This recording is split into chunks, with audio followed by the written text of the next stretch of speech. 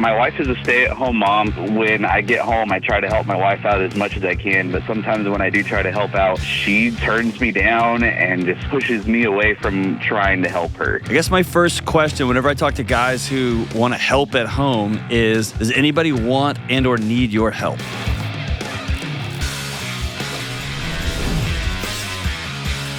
What's going on? What's going on, good people? This is Dr. John Delony Show. Taking your calls on everything going on in your life, your relationships, your kids, your marriages, your mental and emotional health. If you want to be on this show, go to johndelony.com/ask and fill out the form. I'd love to have you on. Let's go out to Austin, Texas, to the 512 and talk to Anthony. What's up, Anthony? Hey, how's it going, Dr. John? Good, brother. What's up, man? Well, just real quick, I got a question for you. My wife is a stay-at-home mom of two little girls. We've got one that's 4 and one that's 8 months old. And I am working. So when I get home, right now I'm driving an hour away to work. So then when I get home, I know that she's overwhelmed with an 8-month-old who's teething and a 4-year-old. Just being a 4-year-old, she's excited, she's happy, she's great. But she's can be overwhelming sometimes. And just when I get home, I try to help my wife out as much as I can because I know that, her being a stay-at-home mom is a very important job. And I know it's probably more work than a lot of us do in our lives than we all would like to admit. And so I try to help out as much as I can, but sometimes when I do try to help out, she just turns me down or shuts me down and just kind of pushes me away from me trying to help her. So my question is, in what ways can I try to help her? That's a great question, man. And kudos to you for being a dad who wants to be plugged in. That's awesome. And a husband who wants to be plugged in. I guess my first question whenever I talk to guys who want to help at home is, does anybody want and or need your help? Or for most men, help is the only way we've ever been socialized to have permission to be in relationship with somebody. Meaning, our just being is never enough. The thought of coming in and just holding one of the kids or wrestling with the 4-year-old or just sitting with wife and chit-chatting while she goes on doing whatever she was already doing. We're not allowed to do that. We have to be doing a thing so that we have some sort of utility so that we have any value or permission to be in any room whatsoever. So my question to you is, are you feeling a sense of purposelessness or like they don't even need me around here? Or are you watching your wife crumble around you and she feels guilty and doesn't want to ask you for support, or maybe a combination of all of that? I think it's a little bit of a combination of all of that, plus a little bit of background. I was raised by my mother, and she was raised by her father. So when it comes to our mentality, I say unfortunately, but I've got a very feminine mentality, I guess you can say. And then she's got a very masculine mentality because of just by who we were raised by. So tell me what that means in real life. So let's say emotionally, if we're in an argument or I'm the one who shuts down and I'm the one who takes everything to heart rather than, it sounds wrong, but like a girl would, like a woman would, where they would take things to heart more than trying to logically do things. And I can say I am a very logical person as it is, but I still have kind of a very, I guess I want to say feminine mentality. But when I do try to come in and help and she turns me down, I get really butthurt. Yeah. And I know that we've had conversations before where she's just like, it really makes me upset when you ask me she says, when I ask her that I want to help her and I shut her down And then I'm just standing there kind of staring at her. And she's just all like, it really makes me upset when you just stand there and stare at me. And I'm just like, I just want to help, but I don't know what to help with, how I can help in a helpful way, I guess you can say. Yeah. Because I want to take things off her plate. Because I know at home, and then also another factor on top of it, we aren't living in our own place right now. We're living with my mom. I've graduated school in May, so we moved in with my mom because while I was looking for a job, and there was a possibility that we were going to be moving from Austin to like Dallas or Houston or somewhere. So we're like, well, let's get out of our apartment. Let's go live with my mom for a little while, and see where it takes us. And then we will move out of there to wherever we move. And, in sense of doing that, my wife also has a sense of, what's the word? Pressure to be a certain kind of mom, yes, or a certain kind of wife, yes, because she's around my mom and stepdad. So yes, okay. So here's a couple of important things. Number one, starting effective immediately, starting today. These stories that you're telling yourself about feminine and masculine energies and all that nonsense is gone. Okay, because it's clouding. Listen, dude, like men feel things and women feel things. And some men shut down and some women go out swinging. That's not a definition of masculine or feminine energy. Okay? So that's just a story that you told yourself.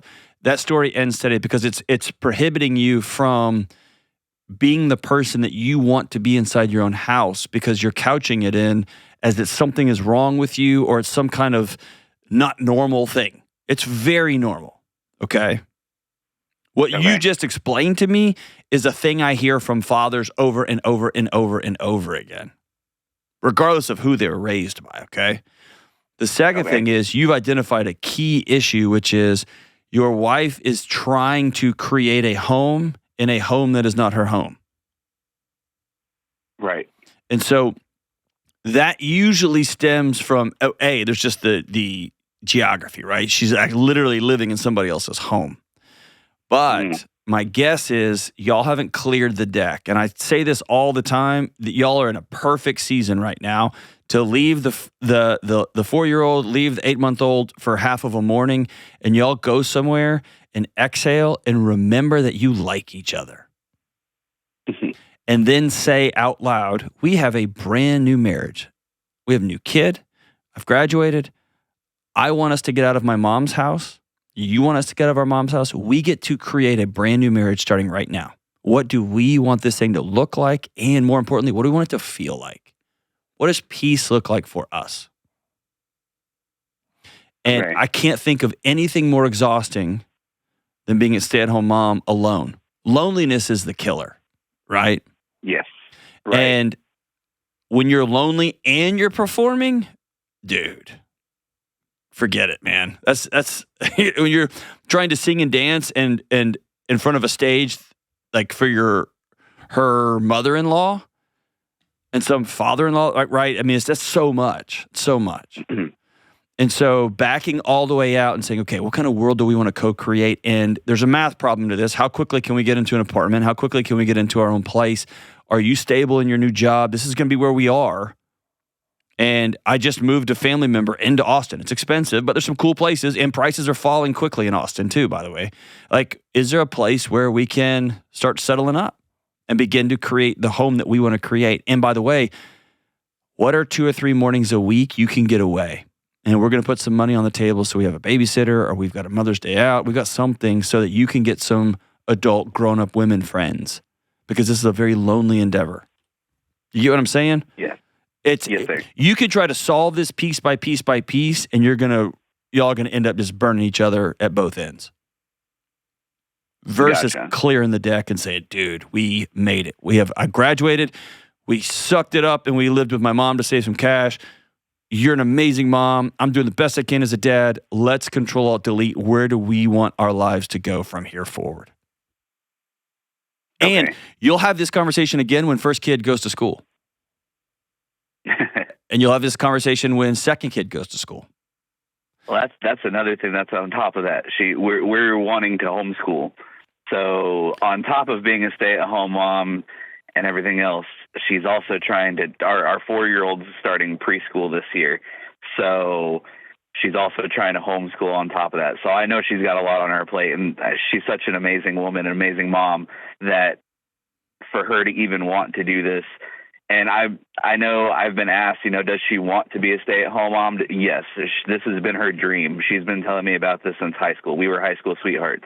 So awesome. She's been telling me this since high school, that she's wanted to be a mom, and this is what she wants to do.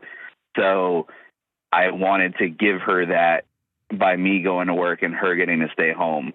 And I know on top of everything else, I had a heart transplant 2 years ago, so I know things have been even harder. Yeah. So there's a lot there, and getting away from the kids for half of a morning or for a whole day would be even better. Okay. Because you literally have hey, I'm still alive. We made it. And often couples will find themselves still in fight or flight for something that happened 2-3 years ago. The NICU stay, the sudden mom got cancer, the husband needs a new heart, for God's sakes, right? Mm-hmm. And right. We can really, really want things, but we don't always get them right this second. Meaning, hey, it's going to take us 2 years to get where we can fully start the homeschool and have our own place and be totally ready to go. So what if we started right now planning, kids going to go to preschool, kids going to go to kindergarten, at a public school, at a local little Christian school, whatever you want to do, and then starting in first grade, we're going to have saved up enough margin. We're going to have our own place. You're going to have been able to exhale. You're not going to have an 8-month-old that is just a bundle of nerves that just wants to eat and scream and poop and sleep on repeat, right? I'm going to be settled in my job. We're going to be in a different universe then. Instead of, we have to do it all right this second. And I want to stay at home, so I have to do this stuff. I got a new heart. But you get what I'm saying? It just becomes the expectations of each other starts to pile up. And I don't want to change the story. I've been saying this since I was in high school, but I don't even know if I want to do this anymore. But I have to do it. And let's clear the deck. Hold each other's hands across the table and say, dude, I'm so glad I married you. Still like you. Let's build a new marriage starting today. What does that look like? Who do we want to be? And I like couples to look 5 years out. I know that's ridiculous because who knows what the world's going to look like in 5 years. But I like couples to say, okay, in a perfect world, what would that look like? I'm homeschooling this amazing, beautiful 4th grader. And we also have a 1st grader now that I'm homeschooling. And you're making this much money, and we've saved up enough money to buy a down payment. All right, to buy a house. How much would we have had to save over that time? That means we're going to have to drive this stupid Corolla for 5 more years, right? All those things just get put on the table. And there's some grief, there's some happiness, there's some sadness, there's some all of that together. And then asking that question, not in the moment. When you bust in the door after you've been at work all day and your wife's covered in vomit, holding a kid with a dirty diaper, and you have a 4-year-old just going, ah, and a mother-in-law with her arms crossed, and a podcast on how to homeschool in your wife's ears, and you're like, how can I help? What can I do? Man, sometimes it's easier for you just to not be there, so she can just, it's easier for her just to do it than to stop and teach you and feel like she has a 3rd kid. If y'all get away once a week, even for an hour, say, how can I love you this week? She can say, okay, I could really use help here and here. But when you wash the bottles, you always do it like this. I want it like this. Cool, got it. You busting in the house and saying, all right, give me a job. It's just like you become a 3rd kid. So when you bust in the house, the greatest thing is to grab that 4-year-old and you'll head out to the park for 45 minutes. And just let me exhale, right? But getting out of the heat of the moment. And then you, my brother, work on your triggered responses. I just want to pull away. I just want to stand there and look at her and feel hurt. We're not going to do that anymore. That's how we handled problems when we were a kid. That kept us safe as a kid. We're not doing that anymore. When we feel like we want to pull away, that's when we're going to lean in. We're going to go find a thing to help with. Maybe that's just taking the trash out. Maybe that's just getting a Clorox wipe and cleaning up the nursery, taking all the dirty diapers out and taking them out to the trash, like whatever that is. But I'm going to have a checklist of things I'm just going to run through, and that way my wife doesn't feel like she has a third kid getting home from work every day. But all that can be talked about at a table where you're holding hands and saying, dude, it's so good to see you. I got a new heart. We have new kids. We got a brand new marriage. And I want to build it with you. Are you in also? And man, what an amazing conversation that can be. Thanks for the call, my brother. I'm going to send you a copy of Building a Non-Anxious Life. I want y'all to use that as a roadmap for this conversation. I have a feeling that that particular book and that particular roadmap is going to be a blessing for you and your family. When we come back, a couple wants to reconnect with the world after being out sick for a long, long time. This month, Hallow, the #1 prayer app in the world, is offering 2 powerful prayer challenges. Starting October 13th, Jonathan Rumi, who plays Jesus in The Chosen, is walking us through the story of all stories. This isn't just a bunch of disconnected Bible verses. It's the whole arc of Scripture told like one big story. It's about real people who laugh, cry, mess up, and keep going, just like we're all trying to do. And then on October 20th, Hallow is also bringing back Jim Caviezel from The Passion of the Christ for a brand new journey through one of C.S. Lewis's most famous works, The Screwtape Letters. It's an honest look at how lives can end up spinning out of control through 1,000 tiny distractions. It's eye-opening and it's so good. This October, join us on Hallow for the story of all stories with Jonathan Rumi starting October 13th and The Screwtape Letters with Jim Caviezel starting October 20th. Right now, when you go to hallow.com/Delony, you'll get 3 months for free. That's hallow.com/Delony for 3 months for free. All right, we have a couple on the line from Tampa, Florida. Let's go to Sally first. What's up, Sally? Hi, Dr. John. Thank you for taking our call. Oh, you got it. All right, I'm going to bring on Ted. What's up, Ted? Hey, good morning. Good morning, guys. All right, so Sally, I brought you on first, so you go first. What's going on?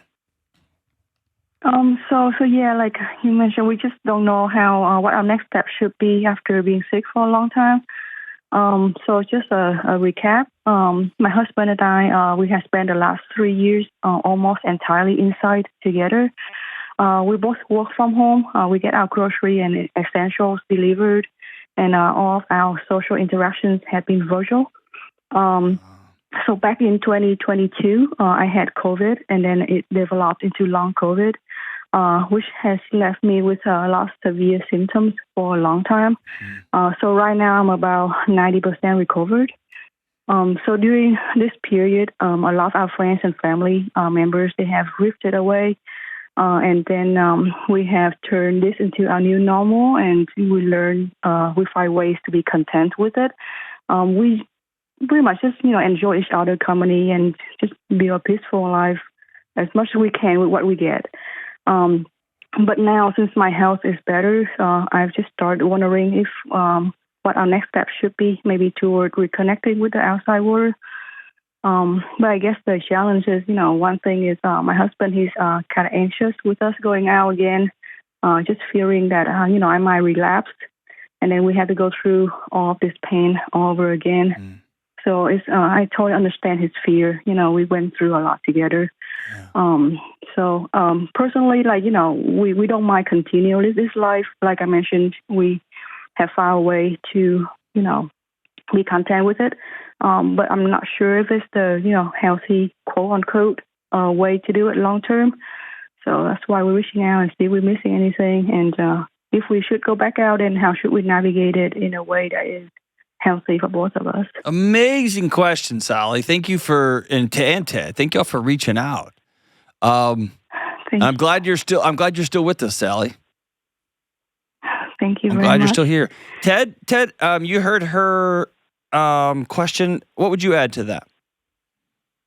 Yeah, so I think when she says, I think especially for me, I'm very content with what we have. She went through all this hardship, and quite honestly, it was devastating. I don't know how many people are really familiar with the effects of long COVID, but it was, it was so difficult to go through, to watch her struggle with this, and just trouble breathing, trouble sleeping, hard to think, and she was just so depressed, and she's normally such a positive person, and seeing her go through all that, it was just very difficult for me to really find that motivation to get through it.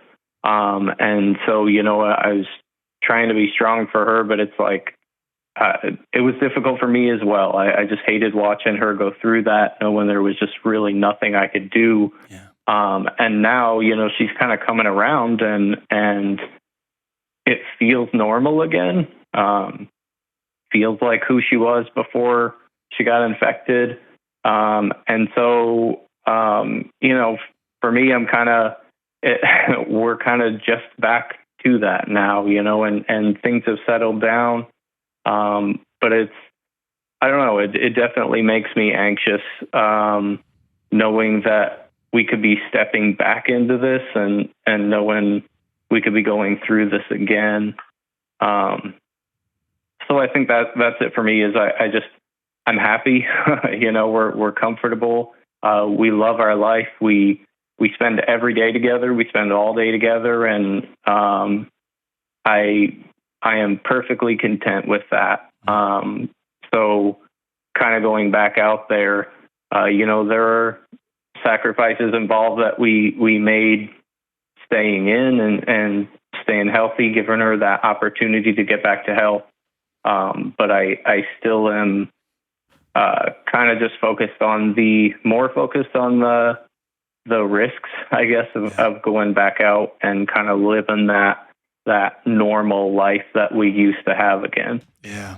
So, man, kudos to both of you. Kudos to both of you.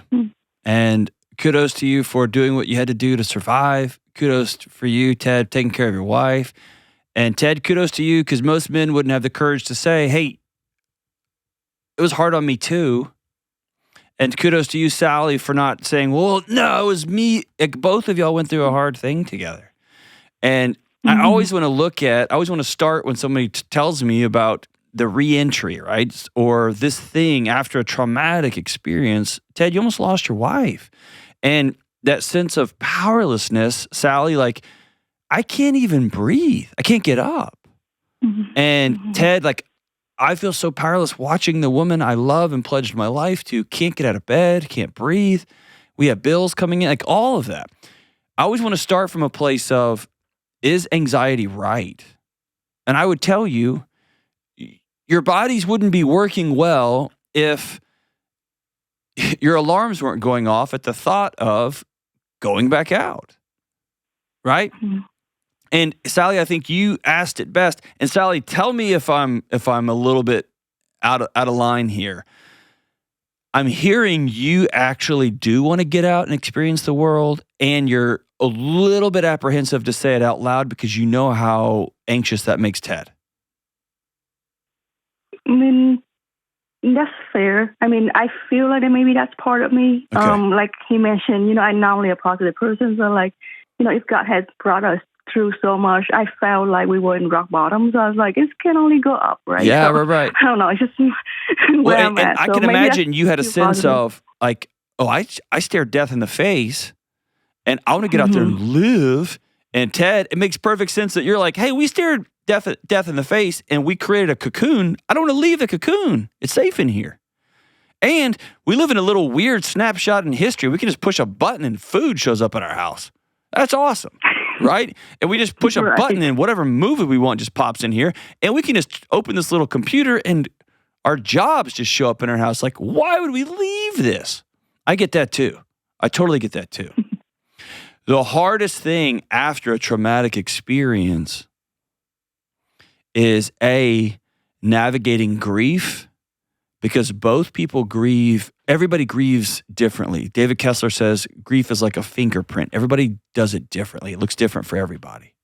And in a couple, it can be frustrating because one person's resolution to grief is to get back out there. And the other person's like, how, are you crazy? And the other person might say their response to grief is to just lock it up and try to keep every variable under wraps. And then the other person's like, are you crazy, right? And so it can end up being a wedge that drives people apart if there's not curiosity and compassion about grief, and if there's not honesty about, okay, we made it through hell. And anybody in the world that would tell you there's no risk to going back out is lying to you. That's one of my, when I hear like mental health advice and I hear like that, one of my radar's antennas that go up is when somebody says, no, you're going to be fine. Dude, you don't know if you're going to be fine, right? Mm-hmm. What's that old saying? Like, just because you're paranoid doesn't mean people aren't following you, right? Like, you can be scared of flying and go through all the exposure therapy, and the plane you get on could crash. That's true. It could. Statistically, it's probably not going to happen, but it could. And so there's this balance of we made it. And there's a big, exciting, beautiful, adventurous world out there that is both amazing and life-giving, and there's risk there. And it sounds like for you both to navigate this, Sally and Ted, if nothing else, y'all leave this call, I would love for y'all to both have permission to fully put your wants out on the table and not feel like you have to hedge them for each other, or to know the best way we can love each other is to be completely honest. And Sally, that's you saying, I nearly died and I want to go see the Grand Canyon. I just made that up. You may not care about a big hole in the ground, but whatever. And Ted, you saying, I watched you almost die. The thought of getting on a plane or on a train or getting in the car and driving to a gas station scares me to death. And both of y'all put your heart and soul on the table and then ask, what are each of us willing to do moving forward? And so, Ted, there's probably going to be some, what I would call practicing. I'm going to go to the store. I'm not going to order food once this week. I'm going to go to the store and I'm going to feel anxious. I might even wear a mask and people are going to look at me and I don't care. They're in Florida. Everyone's going to stare at you and be like, that crazy liberal. They don't know that your wife almost died from an infection. Like, I'm going to wear a mask, but I'm going to go experience the grocery store and get some milk and eggs. By the way, that'll cost you $11,000 for those two things. I'm going to go get some milk and eggs, and I'm going to feel the anxiousness. And I'm going to walk in my front door, and I'm going to exhale, and I'm going to feel that relief. And then I'm going to be honest both about my fear and about the truth that it didn't kill me. And we're going to be honest with our doctor. And if the anxiety spins up out of control, I'm going to be honest about getting some help with the anxiety with a counselor. I mean, you're talking 10 to 15 sessions most of the time. I'm going to commit to getting off social media because it will just feed my ecosystem of fear, right? You know what I'm saying? I'm going to quit Googling long COVID for God's sakes, right? Like, because man, like they're going to have you bathing in essential oils and wrapping yourself in bubble tape, like all that stuff, right? It just depends on what y'all want to do moving forward. But it starts with the permission for both of you to be honest and curious, not honest and then judgmental of each other. Here's what I want you both to have the courage to say. If you want to say it on this call, that would be gangster, but you don't have to because I know it's a lot of pressure. Ted, I want Sally to have permission inside her own home and inside her marriage to say, Ted, I want to go see flowers again. I want to go climb a mountain. I want to go to a rock concert where there's people everywhere and I want to jump up and down and get in a mosh pit. Sally, I don't know what you're into, but whatever. I want to go to a museum again. And Ted, I want you to feel that anxious, but I want you to give her permission to say that and have it not be a personal attack. Okay? Your feelings are yours and hers are hers, and they don't come at it. One is not attacking the other. They just both coexist. And Sally, I want you to be able to hear Ted say, I nearly lost you. And so the thought of wanting to go to a concert scares me to death. And not feel like that's a prison sentence for you inside your own home, inside your own marriage. You get what I'm saying? Yeah, I got it. I probably wasn't clear, but like I'm an introvert. Okay. So I don't like going out. I don't like to go to. I guess. I'm sorry if I made it sound I'm just running my mouth. You didn't do anything wrong, Sally. I'm just making up stories here. So don't feel judged at all. I'm just making up stories. Let me say this: if y'all both like the life you have, feel free to have it. Oh. Feel free to have it. I'm always going to look at the data that suggests having friends, having community, having family that you can rely on outside of a tiny postage stamp size fenced in house is good for the human spirit, for the human physiology, for human biology.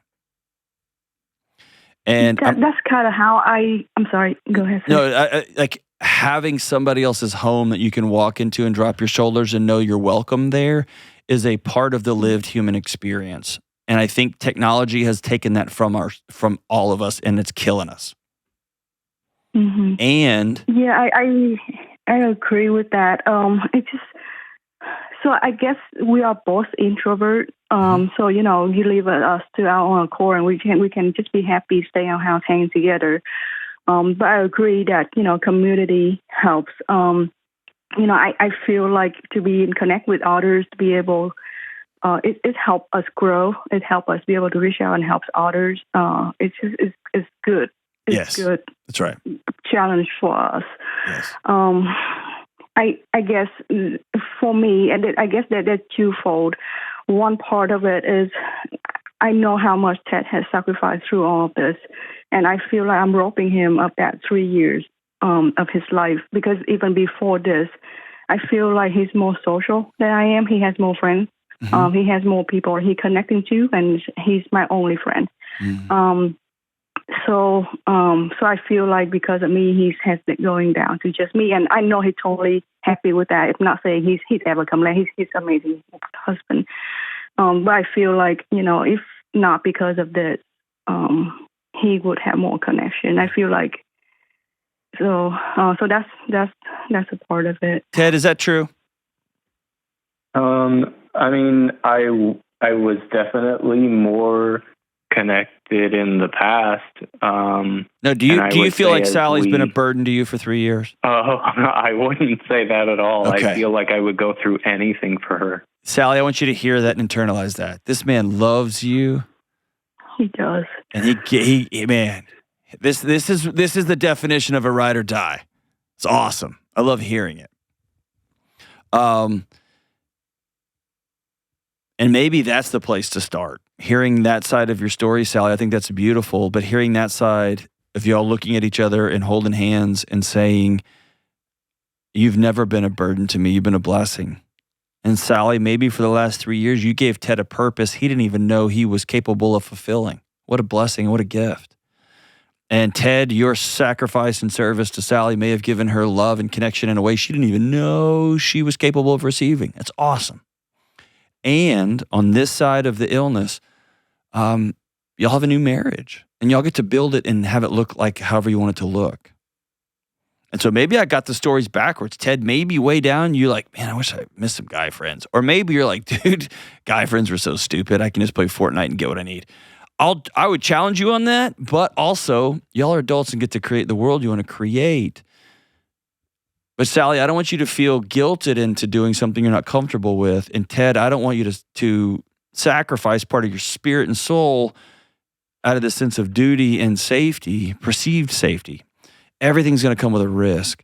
And so start with what your doctor says. Always start with what your doctor says. If your doctor says, hey, you are free to move about the country as y'all feel, awesome. Get that stamp of approval.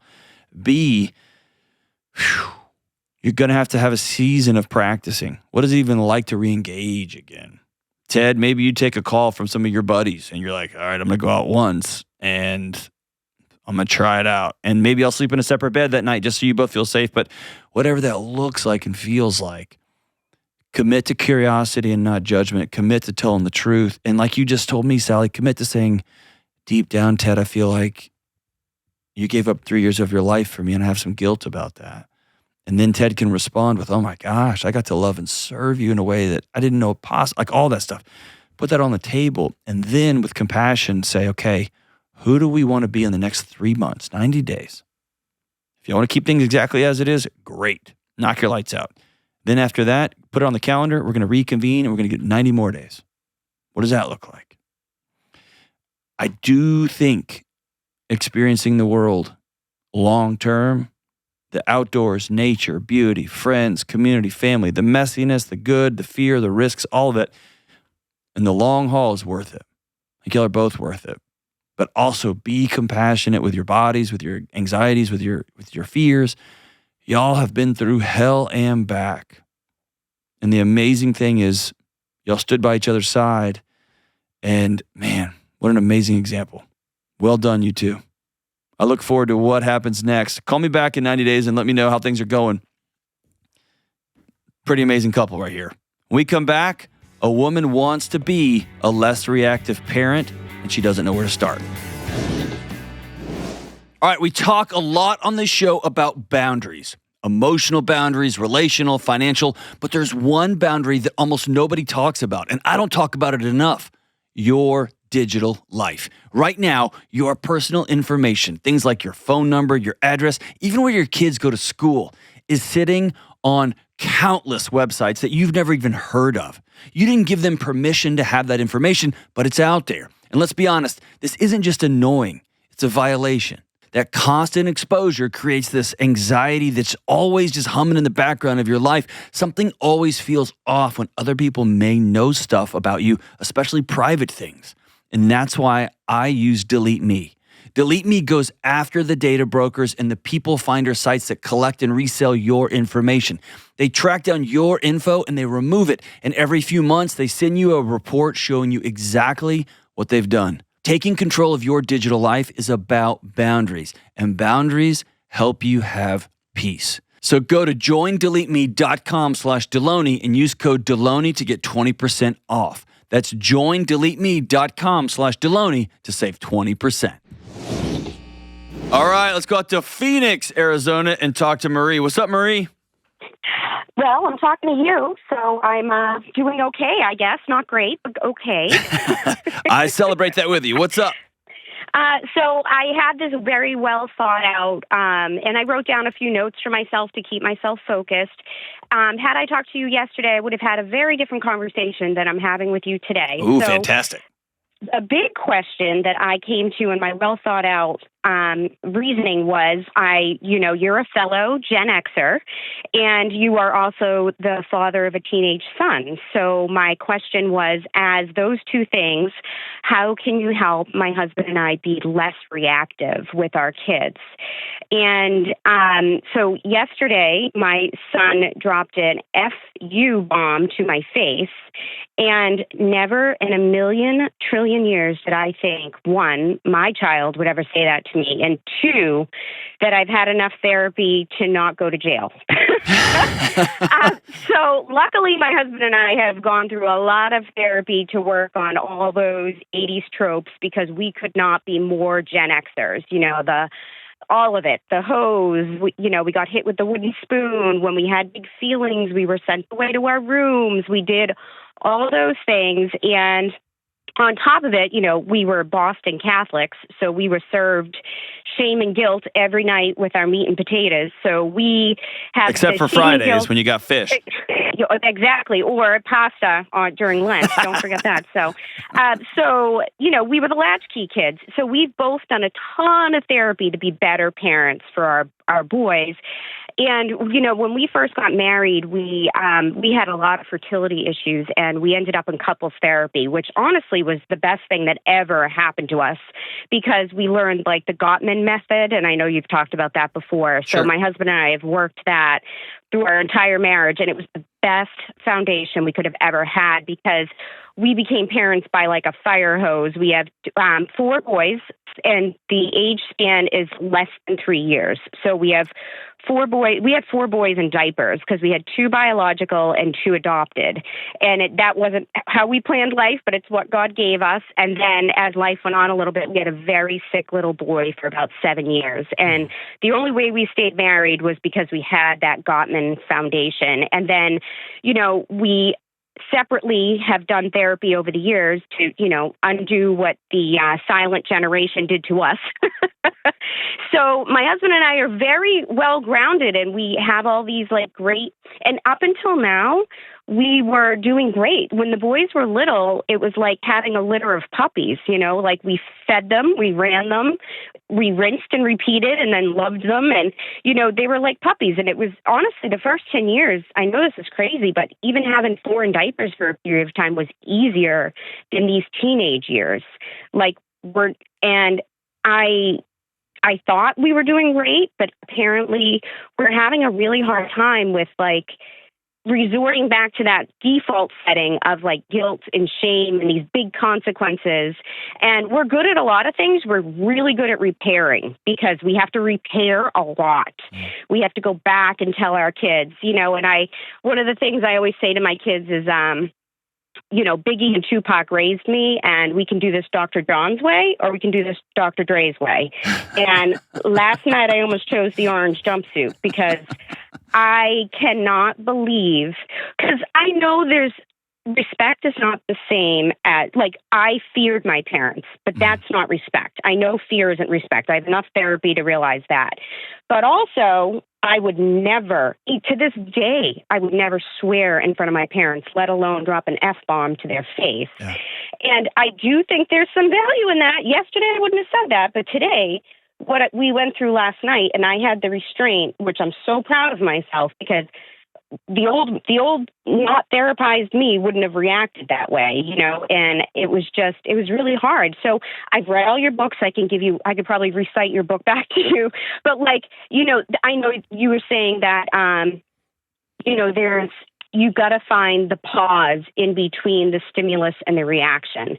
And my husband and I, with these teenage boys, are having a really hard time finding that pause because our default setting is basically, shame, guilt, consequence.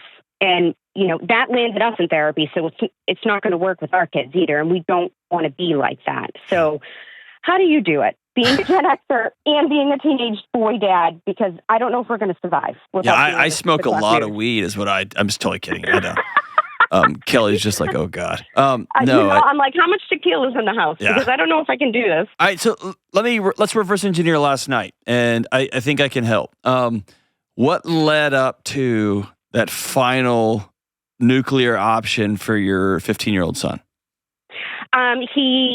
Screen time. Him and our battles are always revolving around screen time with him. Okay. Him pushing the boundaries with that. And yesterday, instead of yelling from across the house, supper's ready, come down to eat because you have to go to football, it was, I sat next to him. Hey, what are you doing? What are you playing? Oh my gosh, yeah, you were on that level last night. That looks cool. All right, right after this round, we got to go down and get dinner going because you have to leave for football. Yeah. And and I'm like, all right, you finish the round, and I'm sitting next to him and I'm like participating in it.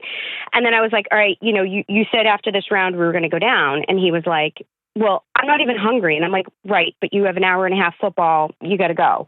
And I'd like you to have something to eat. I was like, let's come off anyway. Even if you're not going to eat for me, can you just come off so we can get going here? I'll come down when I'm ready. Well, you said you were ready when this round was over. The round is over. We got to wrap it up here. And then I was like, all right, well, you're using all your time now. Like, we have all these parental controls on there. We give them 2 hours on school nights. You're going to run out of your time, and I know you're going to want to do this when you get home. I'm just letting you know. I'm going to go downstairs. Okay, I'll pause you. Let me cut you off right here. Okay? I've already heard it. Did you hear it? No, what? I didn't. So you have a set of values, desires, and wants for your son. And you tell them what his desires and wants are. And he has learned that he can just nod and say, cool, mom. And most of the time, you'll just go away. And occasionally, you will stand your ground and try to convince him that the desires and wants and needs that you have handed him are actually his and that he should be held accountable for them. And then in his nervous system, in his chest, he knows, I don't want to eat. I'd rather play this game. And you know, you're going to feel terrible if you go play a football game. You're going to come home exhausted, and then you're going to stay up and eat dinner. Then you're not going to sleep, and this whole cycle is going to start over again. And so you're giving him some we's and some I thought you's and don't you want to's? Mm-hmm. And what a 15-year-old desperately needs is two things: really firm boundaries and the lived experience of a consequence. And you're uncomfortable with both because one of them feels like the fear you grew up with. And one of them feels like if my son is hurting, I feel that pain in my chest. And somehow I have failed my son. Mm-hmm. And neither of those things are true. Mm-hmm. And so the way you've described the Gottman method, the way you've described your therapy, has all been this thing that you've experienced at arm's length. But I want you to take full ownership. Your house is different now than the one you grew up in because you and your husband have done a bunch of work and y'all are different people now. Not because you have the Gottman method. The Gottmans didn't do anything. They put a program out there. Y'all did it. Y'all experienced it. The therapist doesn't come to your house and change the way y'all fight and say you're sorry. Y'all have done that. And so for the first time in your whole freaking life, I want you to pat yourself on the back and say, I have done a whole bunch of work and I'm grinding it out and I am proud of myself. Say those words. I am proud of myself. I am proud of myself because I didn't go to jail yet. No. Because I cannot believe, I am proud of myself because I cannot believe I didn't react because it goes so against my grain. That's awesome. No, but here's the thing. Here's what comes next. You and your husband circle back up tonight, and you sit down with your 15-year-old, and your husband says, "No man says those words to my wife. Period. Ever. Especially not in her house. Apologize to your mom. And because y'all have done a good job with repair, he has a roadmap for what an apology looks like. I'm so sorry, Mom." And then your husband says, there is some extremely strict consequences for this action. You chose to say F you to my wife, to your mother. And so by extension, you chose to have absolutely no video games for the next few months. It's a weird choice, but that's a choice you made.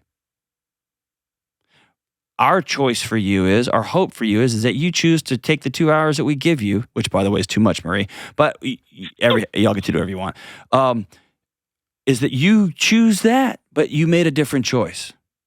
And you got to own the consequence to that.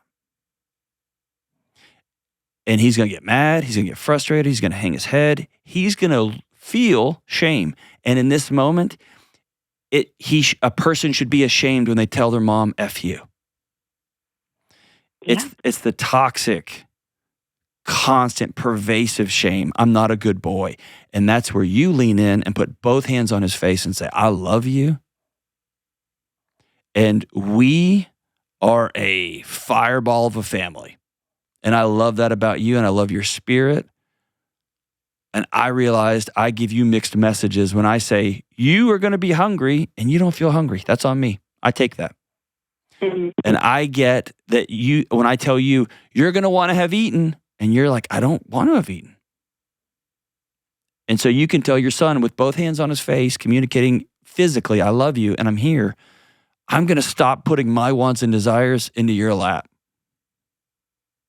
You're going to go to football practice because you committed to this team, and you don't have to eat. And you're going to be real hungry, but that's a choice you get to make. Same as you chose to not have these video games for 2 months. My son doesn't get a vote in how I respond because I'm an adult. But I'll be damned if anybody's going to walk into my house and use that kind of language with my wife. And both of those things are very true. And there's something way more terrifying, I think, of somebody who is very in control of what happens next than somebody who's just running their mouth like a chihuahua or barking like a dog, right? And so absolutely your husband and you need to address this head on, beginning with your husband looking your son directly in the eye and saying, no man, no body will use that kind of language with my wife, period. And then the choices that your son made is how he chooses the consequence. If you go in there and be like, I'm taking away this then you've pitted him against himself. If you go in there and say, you chose this, and so that means you chose this consequence, then he gets to live with the consequences of his actions. His choices have consequences. Yeah. And that doesn't make you a bad mom. And one blow up from there's a reason we don't let 15-year-olds buy beer, because they're 15. That doesn't mean that you get an F on your parenting scorecard. The fact that you didn't go nuclear says you got an A. Yeah. He's had to sit in that all day, what he said to his mother. That's powerful. Yeah. Right? Yeah. So hear me say this. Mothers don't even get that kind of language. Listen, Mama, you did good. Mom, you did good. It's got to be addressed. We're not going to talk like that in this house. But we're going to make our boundaries, the chosen behavior we want, very clear. Don't we want to be, okay, I think we're going to be done after this level. We're not going to do that. A 15-year-old can't, a 15-year-old, that's too vague. The game is off in 5 minutes. I would choose to save because I, your parent, am turning this game system off. Period. Dinner is going to be on the table for you to eat before your game. If you choose not to eat, cool, you're choosing hunger, you're choosing to have less performance on the field, great. You're 15, you can live with that chosen experience. It's a weird choice, but choose it. And you chose to drop the mother load of F-bombs in here. There's a chosen consequence. And know that those kind of explosions are the end of a skill set. They're not a character defect. I have a lot of compassion for 15-year-olds that just explode. I've gone as far as I can. You're telling me that I feel this. You're telling me that I want this. You're telling me that we should want to do this together. I don't feel any of those things. Boom. Instead of the adult coming in and saying, I'm the adult. Game system's off. I'm the adult. Dinner's on the table. I'm the adult. Football practice starts. You made a commitment. We leave in 5 minutes. I'm the adult. And kids can anchor into firm boundaries like that. And that doesn't make you a bad parent. That makes you, as Dr. Becky says, the most sturdy parent possible.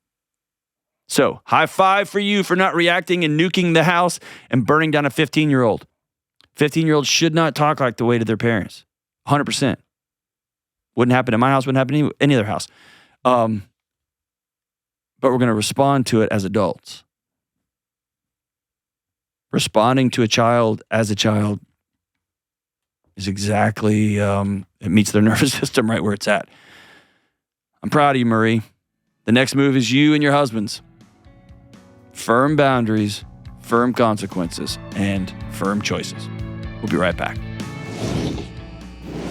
All right, I've been telling you about Cozy Earth's bamboo sheets and their pajamas for a while now.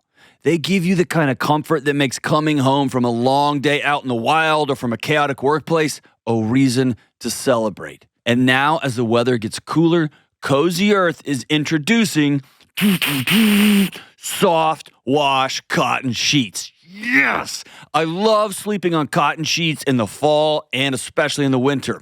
Amazing cotton sheets give you that perfect broken-in feel that you get from your favorite t-shirt after years of wear.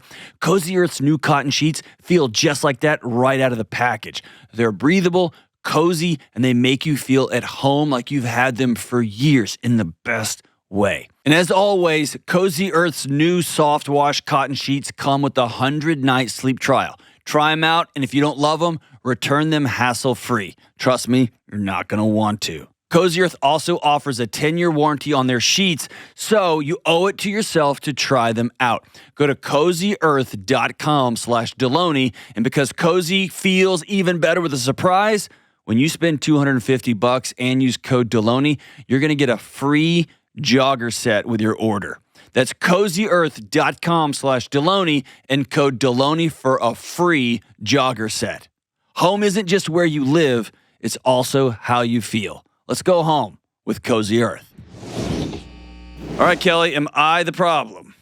All right, so this is from Laura in Armonk, New York, and she writes, my boys are about to be 10 and 7.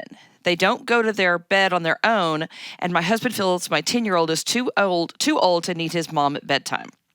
We both have high ACEs scores, and we're doing our best to navigate parenthood. I sit with my kids and rub their backs and get them to sleep. They use this time to tell me about their days or discuss anything that's bothering them. I enjoy spending time with them. Is this age inappropriate? No. I got in last night. I did a set at the comedy club. I got in late, and I walked straight up into the house and walked straight into my son's room, hoping he was still awake, and he's in high school. And I sat down. I got a download of his day. He was journaling because he's a better human than me, and we had some great conversations. I asked if there's anything I could pray for him for. It was a great conversation. And so, no, there's not an age appropriateness to checking in.